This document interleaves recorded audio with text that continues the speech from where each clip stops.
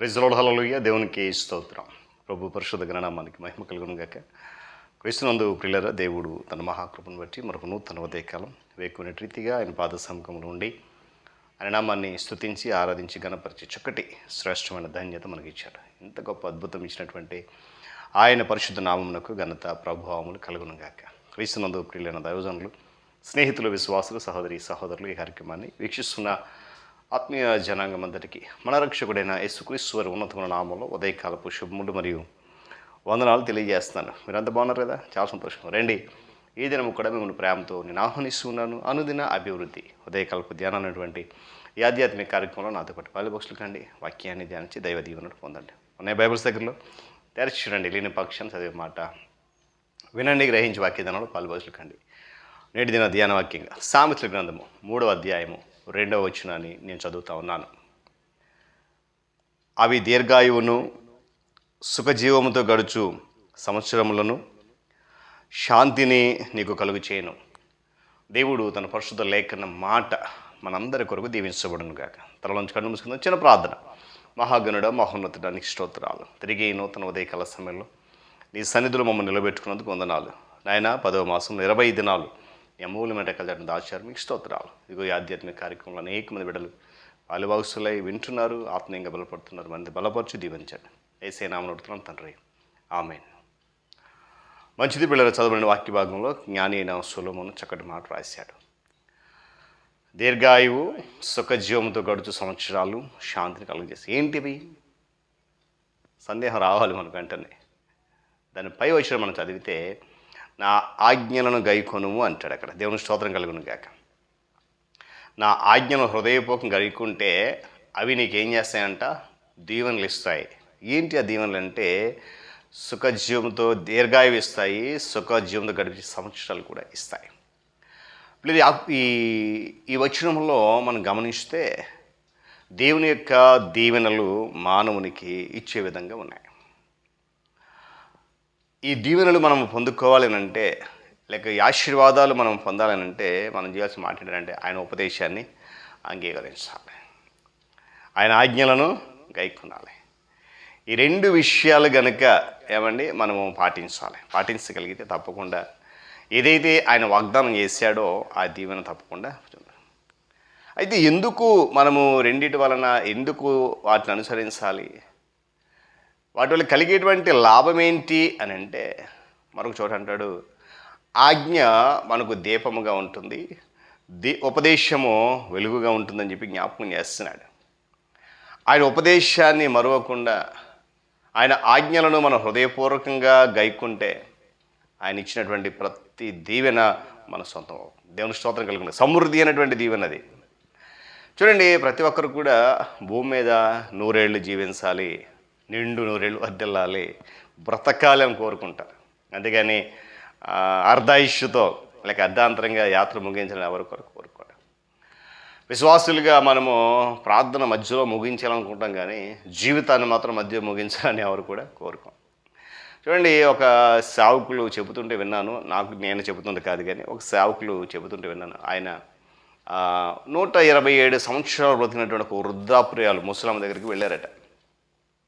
వెళ్ళి, అమ్మ నీ కోరిక ఏంటి, ఇంకా ఏమైనా ఉన్నాయా అని అంటే ఆవిడందట, అయ్యా ఇప్పుడు నాకు 127 సంవత్సరాలు అయ్యా, ఇంకా 3 సంవత్సరాలు బ్రతకాలనుకుంటున్నాను ఆయన అందట. చూడండి ఆవిడ కోరిక. కాబట్టి ప్రతి వారు కూడా దీర్ఘాయువుని కోరుకుంటారు. దీర్ఘాయువు ఇవ్వాలి, నేను సంపూర్ణంగా జీవించాలి నా జీవితాన్ని అనుకుంటాను. అయితే బైబిల్ గ్రంథంలో దేవుడు వాగ్దానం ఇచ్చినప్పుడు, ఆయన ప్రత్యక్షమైనప్పుడు మీకేం కావాలి కోరుకోండి అనేటువంటి వారిలో మొట్టమొదటి వ్యక్తి ఎవరైనా ఉన్నారంటే ఆయన సొలొమోను దేవుడు ప్రత్యక్షమయ్యి నీకేం కావాలి కోరుకు అంటాడు. అయితే సొలొమోను కోరుకునేది తెలుసా? ఆస్తివు, అంతస్తువు, దీర్ఘాయువు అని కోరుకోలే. నీవు నాకు ఇచ్చిన ఈ ప్రజలందరినీ కూడా పరిపాలించడానికి సరిపడా జ్ఞానాన్ని దయచేయన్నాడు. వెంటనే పొందుకున్నాడు. దేవుని స్తోత్రం కలుగును గాక.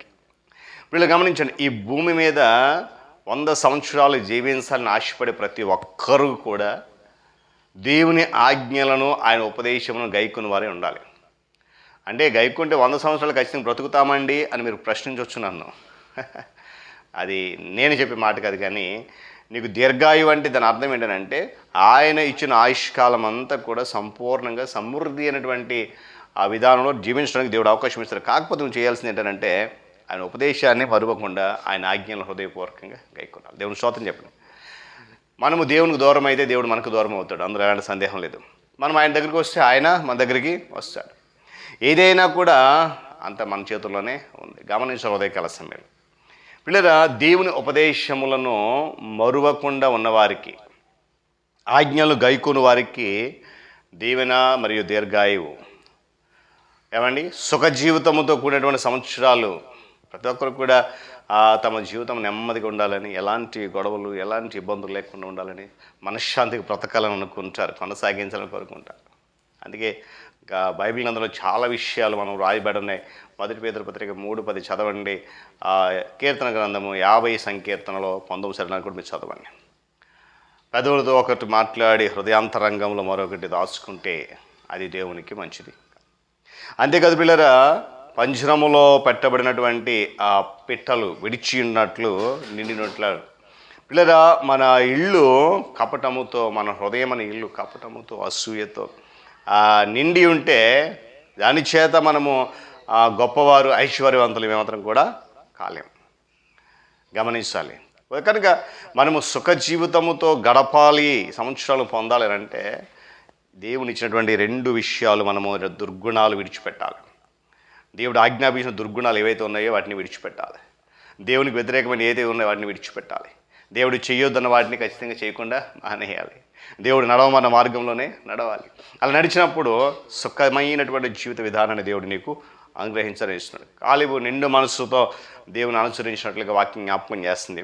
నిండు మనస్సుతో అనుసరించి సుఖజీవితంతో సంపాదించుకున్న విషయాన్ని కూడా జ్ఞాపకం చేస్తుంది. కనుక ఉదయకాల సమయంలో నా ప్రియ దేవుని సంగమ, విశ్వాసులారా, సహోదరి సహోదరులారా, ఈ కార్యక్రమాన్ని మీరు వీక్షిస్తున్నారు. నిజంగా మరి నా గొప్పతనం కాదు, కానీ దేవుడు నాకు ఇచ్చినటువంటి ఒక చిన్నపాటి జ్ఞానముతో ఆయన మాటలు పంచాల ఉద్దేశం ఈ కార్యక్రమాన్ని మీ ముందు ఉంచినప్పుడు మీరు ఎంతగానో నన్ను ఆదరిస్తున్నారు. ఈ వాక్యాలు మనందరి జీవితంలో ఫలభరితంగా మారాలనంటే ఆ దేవుడు ఏదైతే దీవెన మనకు అనుగ్రహిస్తున్నాడో ఆ దీర్ఘాయువు, ఆ సుఖ జీవితం 2 కూడా మనకు కావాలంటే మనం ఏం చేయాలంటే హృదయపూర్వకంగా ఆజ్ఞ గైకున్నప్పుడు తప్పకుండా ఇస్తానన్న దేవుడు అవి ఇవ్వక మానడు. దేవుడి మాటలు మన కొరకు దీవించను గాక. తలవంచి కన్ను మూసుకుని ప్రార్థన చేద్దాం. మహోన్నతుడ, ప్రేమ స్వరూపి, సకల ఆశీర్వాదం కానుబుద్ర స్తోత్రాలు. తిరిగి నూతన ఉదయకాలంలో కొన్ని మాటలు, కొన్ని విషయాలు మేము నేర్చుకునే కృప దయచేసిన స్తోత్రాలు చెల్లిస్తున్నా. నిజమైన తండ్రి, మరి నీ ఆజ్ఞలను హృదయపూర్వకంగా గైకున్న వారికి మరి ఇచ్చే దీవెన సమృద్ధి అనేది ఆ దీర్ఘాయువు సుఖ జీవితం. నిజంగా ఆ దీవెనను మేము పొందుకోవాలంటే మేము ఎంతగానో నీ పట్ల విశ్వాసము, భక్తి, ప్రేమలు కలిగి ఉండాలి, నమ్మకం కలిగి ఉండాలి. అట్టి స్థితి మాకు అనుగ్రహించి ఈ కార్యక్రమం వీక్షిస్తున్న బిడ్డలందరి పట్ల వారి హృదయాలు నిండుగా మరి నీ దీవెన అనుగ్రహించమని ఘనత మహిమ మీకు చెల్లిస్తూ యేసయ్య నామమున అడుగుతున్నాడు మా తండ్రి, ఆమేన్. త్రియేక దేవుని దీవెన, ఆయన సన్నిధి కాపుదల సదాకాలం మనందరికీ తోడుండి నడిపించును గాక. ఆమేన్.